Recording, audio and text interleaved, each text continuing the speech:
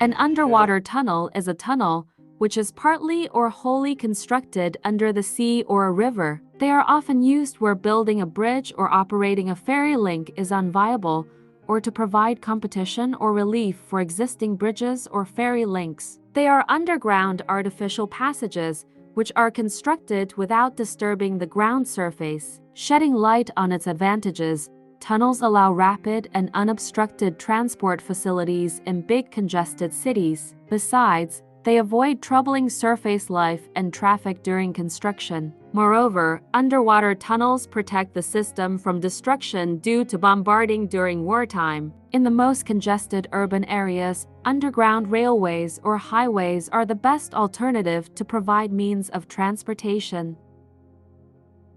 Coming to the disadvantages of underwater railways is their initial cost of tunnel construction is very high. Moreover, tunnel construction requires skilled labor and technical supervision of high order. Besides, the construction duration of tunnels is longer than bridges or open cuts. Lastly, its construction requires advanced and specialized equipment.